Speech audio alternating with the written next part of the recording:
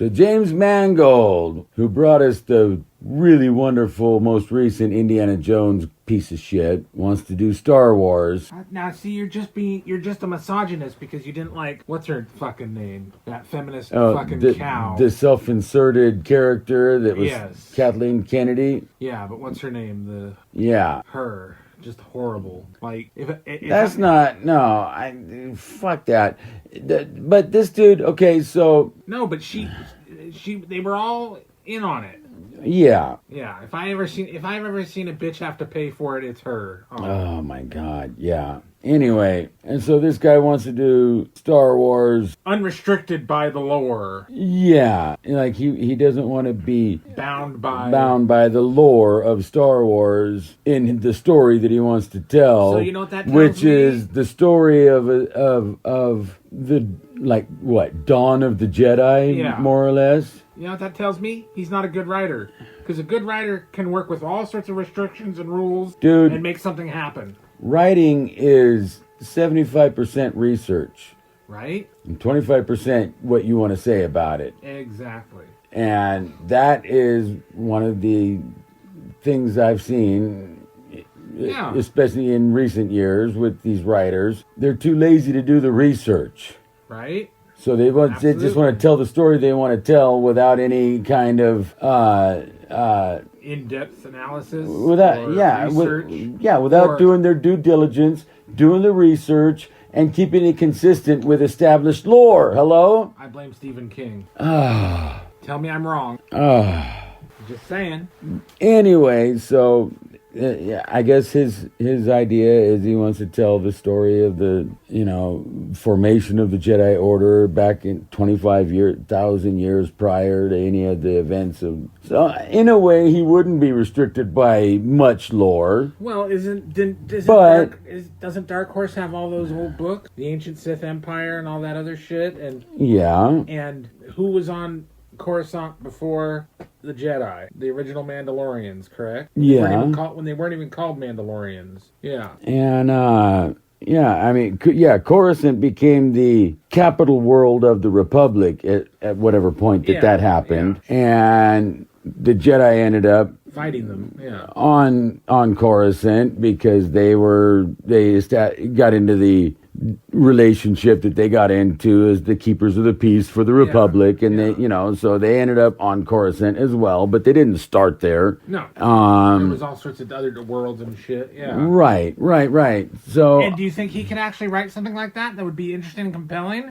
No. And I mean, he's going to tell this story in like one movie. I mean, come on, really? Really? No, don't give him a trilogy, Jesus Christ.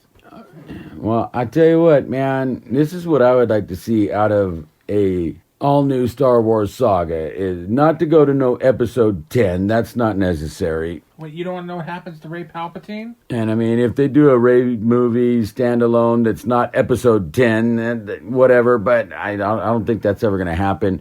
But amen. No, I would love to see him go back and tell the rise and fall of the Sith, and I think that could fill 3 trilogies. Oh yeah. They could make that 9 films easy. And I would even, if it was me, start with episode 4, very much like the original trilogy. Yeah. Smack dab in the middle of it all, till 4, 5, and 6, and then go back and do 1, 2, and 3, and detail the events that have led up to this point, and then conclude it with 7, 8, 9, and be everything you need to know about the Sith by the time it's done.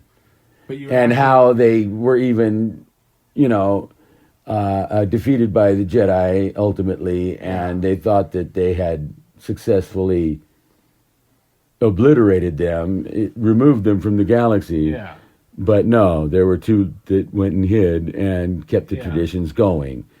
And I think that's too much for them to handle, because you would actually have to know what you're talking about. Yeah, but I really think that could fill 3 trilogies. Absolutely. And be really good. But you'd have to have some good people on board putting it together. Yeah. Oh, but Dave Filoni will do it. I mean, there is stories of early Sith in the novels. Aren't you excited and waiting for Ahsoka season 2? Oh my God! And I saw the thing about the recasting of Baylan Skoll. Oh jeez. It's the Hound from Game of Thrones. I don't know. And people got a lot of mixed opinions about that because, I mean, he's